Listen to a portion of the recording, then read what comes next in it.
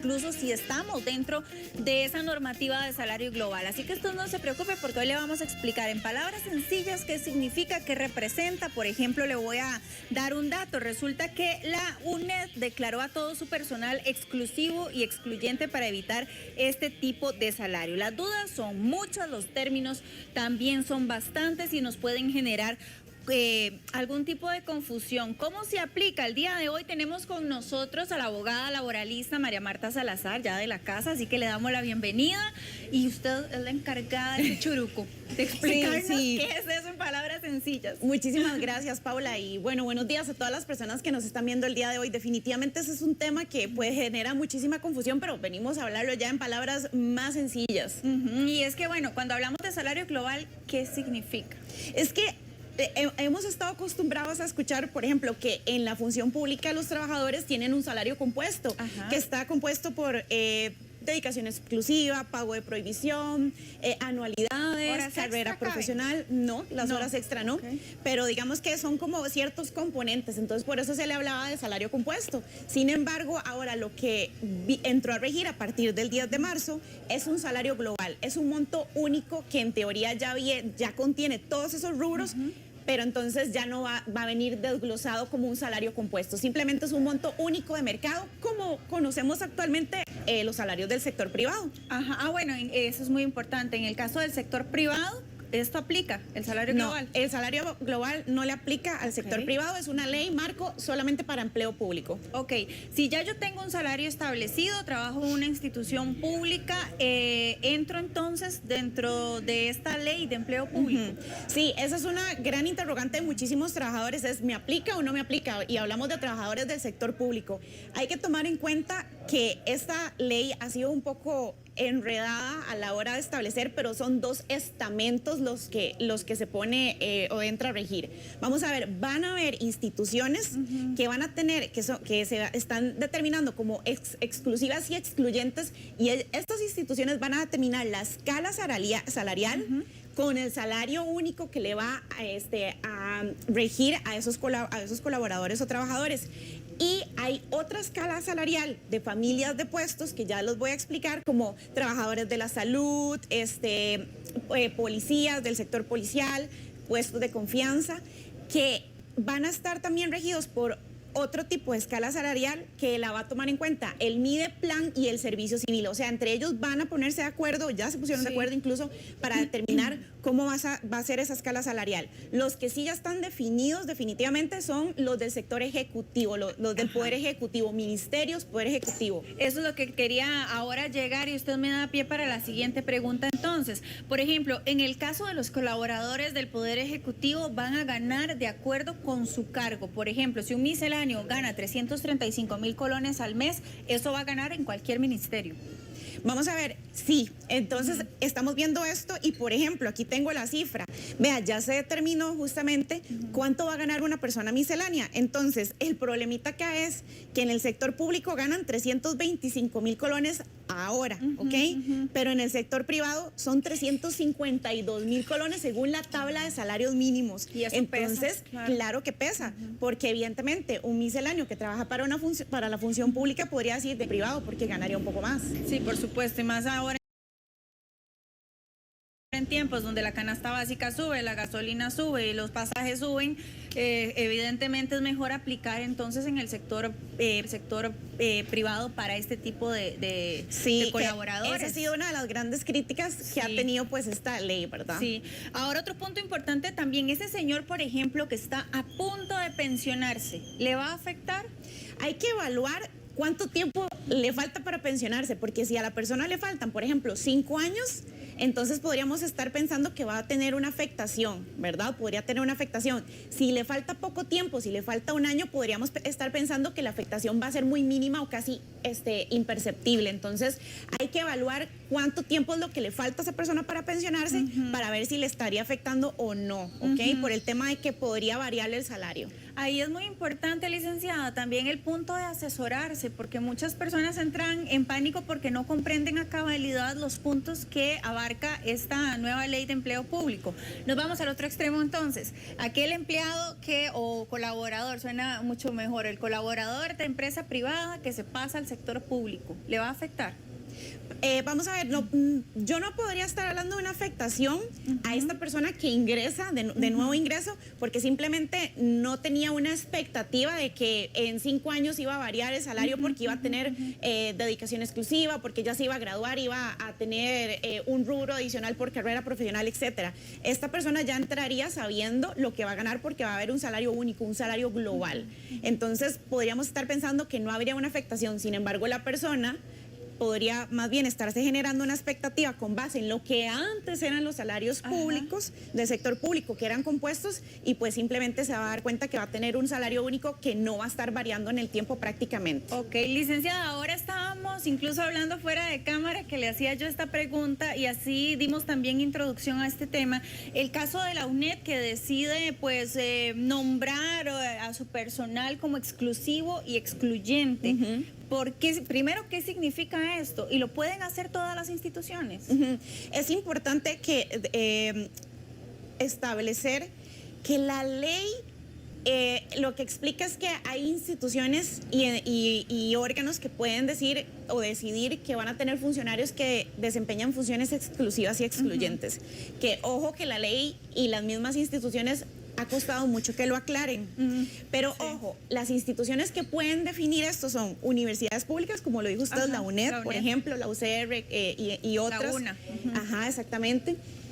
Municipalidades, muchas municipalidades ya dijeron, en nuestra municipalidad todos son y desempeñan funciones exclusivas y excluyentes, por ende nosotros vamos a aplicar nuestra escala de salario global. Entonces ellos van a tener que definir este tipo de órganos, por ejemplo también el Tribunal Supremo de Elecciones, el Poder Judicial. Ellos van a definir esa escala de salarios que le van a aplicar por ser funciones exclusivas y excluyentes. Ok, ahora otro punto también que es muy necesario aclarar es el hecho de que, por ejemplo, ¿quién decide cuánto se le paga a cada colaborador de acuerdo con su puesto? Yo puedo decir, bueno, el secretaria va a ganar tanto, el asistente administrativo va a ganar tanto. ¿Quién lo define? ¿Quién se encarga dentro de este salario global? Este también ha sido todo un tema un poco difícil de entender porque, vamos a ver, van a haber instituciones y ministerios, o los ministerios van a estar regidos por la rectoría del Mideplan, del Servicio Civil y de la Autoridad Presupuestaria. A ellos son los que van a determinar entre el Servicio Civil, la Autoridad Presupuestaria y el Mideplan cómo va a quedar esa escala salarial, ¿ok? En cambio, a las instituciones autónomas, el Poder Legislativo, el Tribunal Supremo de Elecciones, las universidades públicas, las municipalidades, como están definiendo que son exclusivas y excluyentes, son ellos mismos, mediante sus departamentos de recursos humanos, capital humano, etcétera, que van a definir cómo va a quedar sus propias escalas salariales. Entonces, por eso yo hablaba de 2 estamentos, porque al final se trata de unificar algo, pero van a quedar como 2 tipos de regímenes de empleo público.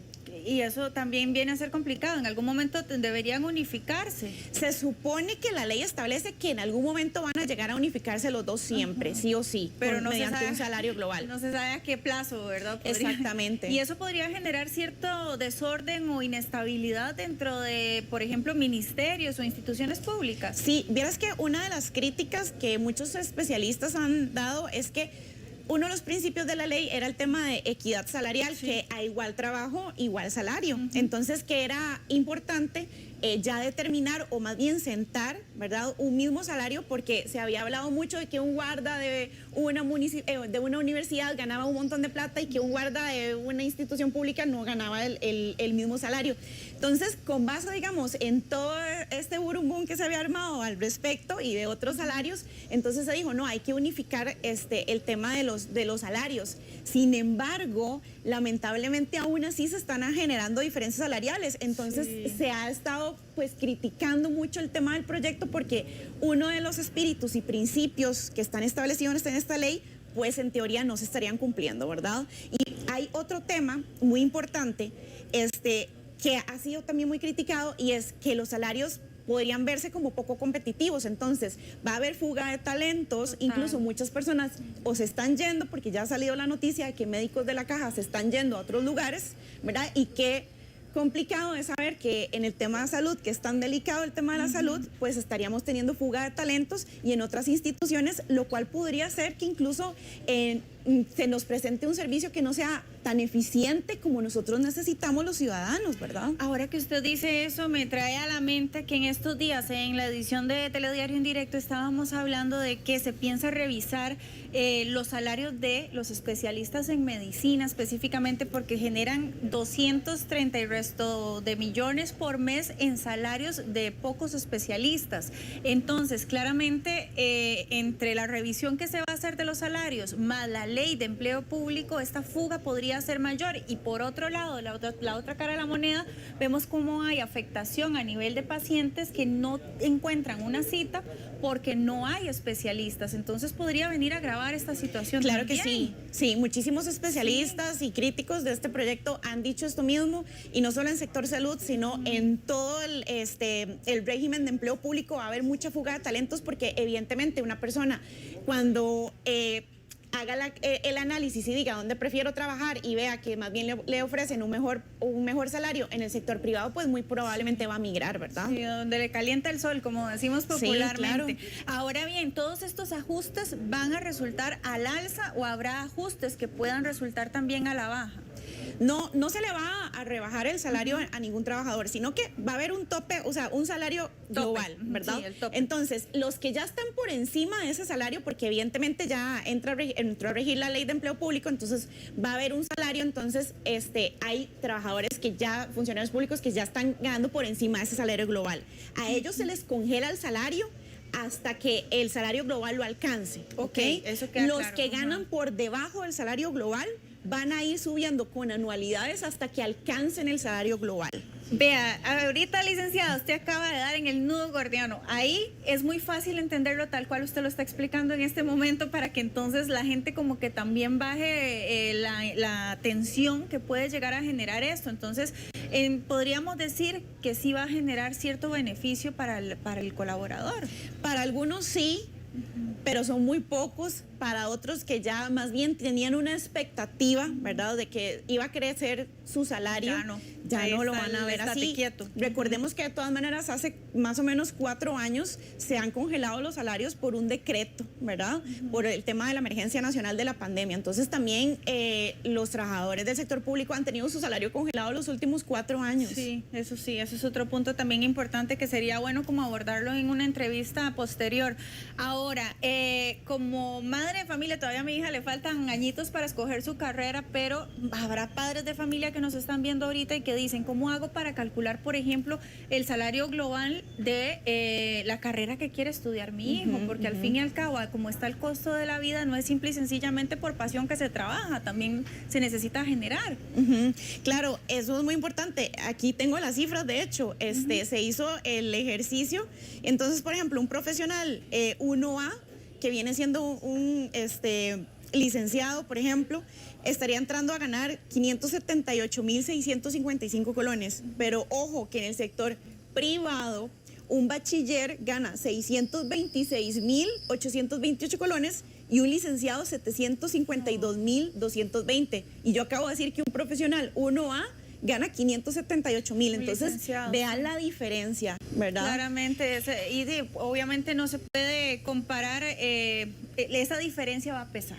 Va a pesar en la economía de los hogares, va a pesar también a la hora de tomar decisiones. En un punto clave, porque también hay muchos abogados laboralistas que han dicho que no solamente es que es un tema de que me afecta a mí el salario, yo nada más, sino que al tantas personas o funcionarios públicos verse afectados en sus salarios, al final se puede afectar incluso la economía del país, ¿verdad? Son personas que van a consumir menos, son familias que van a tener menos ingreso, entonces hay que tomar Exactamente, hay que tomar en cuenta esto. Entendemos que el espíritu de la ley, por supuesto, que es generar una economía al Estado que es tan necesaria. Hay temas políticos que eran importantes para acceder a préstamos del Fondo Monetario Internacional y demás. Sin embargo, pues hay muchas críticas que lamentablemente los funcionarios públicos pues han estado viéndose afectados con este tema. Ahora que estábamos hablando el tema de unificar, ¿verdad?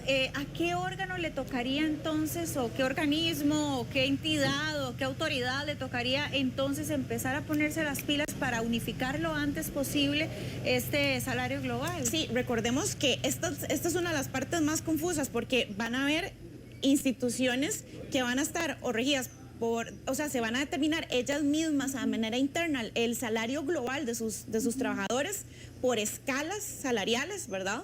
Que al mismo tiempo van a haber familias por los profesionales de la salud, los de cuerpos policiales, personal de confianza, ciertos docentes, son tipos de familias. Cada familia también va a tener una escala salarial y tras de todo, entonces una institución puede tener su propio esquema, digamos, de salarios, y otras instituciones más bien van a estar determinadas por el salario global que fije el Mideplan en conjunto con el Servicio Civil y la autoridad presupuestaria. Sí. Es un poco difícil de entender, pero como les digo, va a haber dos estamentos de empleo público al mismo tiempo funcionando. Ok, licenciada Bea, de verdad el agradecimiento, porque entre lo que se ve en los medios, en las redes sociales, se pierde mucha información, se tergiversa otro poco y esto nos genera inestabilidad como colaboradores de empresas, en el caso, por ejemplo, del sector público. Y para la toma de decisiones. Y para la toma de decisiones, sobre todo, como usted bien lo mencionaba a todos, es que es un salario global para